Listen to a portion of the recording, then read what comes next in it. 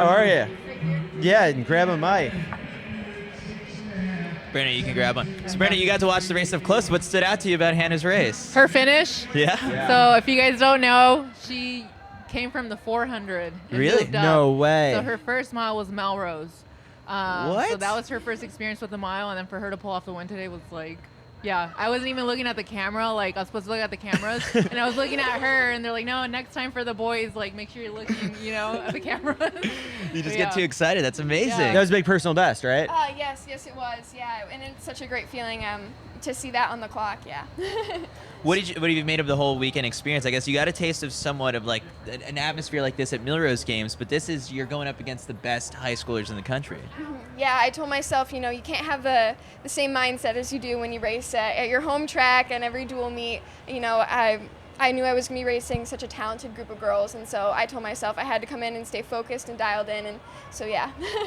How was sort of the transition from the 400 to get to this point where you're a national champion in the mile? It was a little bit grueling at some points, and there was definitely some days where I'm like, oh, why am I doing this? I chose to do this to myself, but I mean, I have such an amazing support team, coaching staff, an amazing teammate of mine, Kate Putman, that I would not be here without her, honestly. When COVID hit, I was kind of like lost, and I called her up one day. I was like, what are you doing? And she's like, well, do you want to train with me? And I was like, heck yeah. And so she took me under her wing, and so that kind of helped me transition from a 400 runner to a miler. Well, so your high school has had many good distance runners. It's a great program. So I guess plenty of girls to run with and everything. Was it your idea to move up?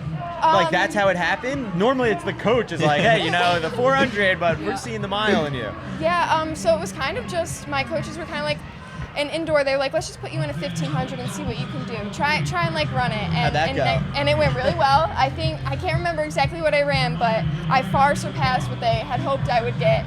And so I think it was just kind of like one surprise after the other. Just they put me in a race and see how it goes, and surprise after surprise, here I am. So Brenda, I guess what sticks out to you? It's sort of like the energy is just amazing. You can feel it radiating off of her, but it's sort of like even just hearing her talk about just sort of that champion's mindset that she brings to the mile. Like what sticks out to you, I guess, from watching her and getting to know her? Being humbled. Yeah. She's just taking it all in. I love that innocence.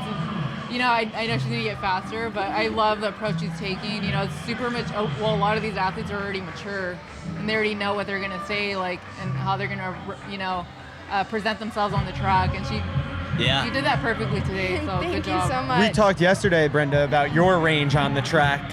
Clearly you have range as well. Is it nice stepping onto, the 1500 or the mile start line knowing I can beat all these girls in a flat 400?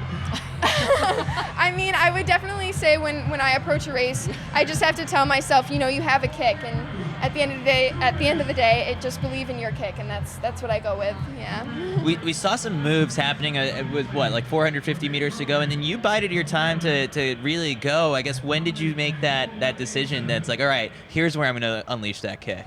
I think, going into that third lap, I was like, this is where everyone's going to be gunning to make a move. And I felt it, like I had some left in the tank, and I was like, well, why not you? I heard someone yelling in the crowd, someone say, why not you? And that just clicked with me, and I was like, why not me?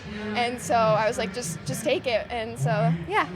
When you come through 800 meters and you see, I think you guys were 221, 222, probably a time you haven't seen many times before in the clock, in your mind, are you thinking, whoa, where am I? Am I in the twilight zone, or you're just dialed in? I'm just dialed in. I actually don't look at the clock at all, if I'm being honest, when I'm going through. I mean, when I do races on my home track, I do have my coach yelling my splits, but sometimes in these bigger meets, I just tell myself to stay with the pack, and even if they're going out fast, be like, okay, well, you put yourself here, now you got to finish, you got to do it, so yeah. What have you sort of made of being a part of this wave of high school stars where it's sort of, especially in the girls middle distance scene with Juliet and Roisin and Sophia doing amazing things, and now your name gets to be added sort of into that category?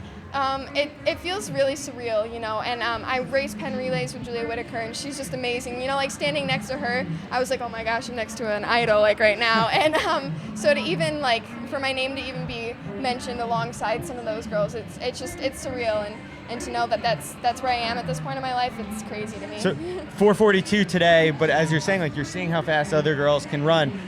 you wake up tomorrow and immediately you're thinking about the next one, or are you going to let this marinate for a little bit? You know, I don't think it's honestly set in fully yet.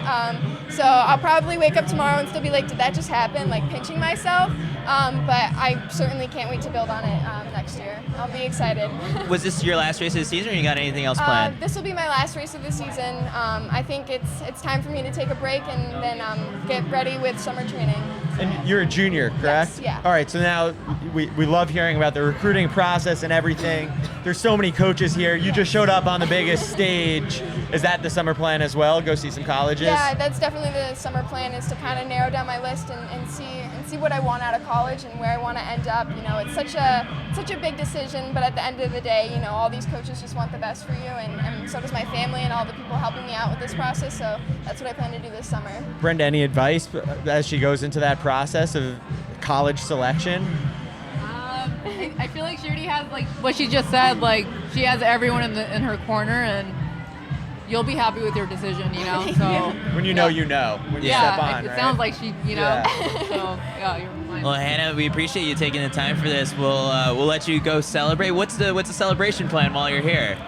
Definitely, I want some Ben and Jerry's ice cream. That is my go-to. There isn't one close to me, so every time we go somewhere and there's one, I'm like, okay, that's where we're stopping. That's what I want. What flavor? I love anything with peanut butter, so Okay. anything with peanut butter is my go-to. Amazing. Well, congrats again. We'll let you celebrate and hang out with Brenda even more. And so, congrats again. Thank you so much. Great job. Thanks. Nice meeting you. Thank All you. right. There's all the ice Thank cream you. you want. Awesome. All right, I guess we'll bring on the guys from Bullis. Yeah. I'm actually gonna go to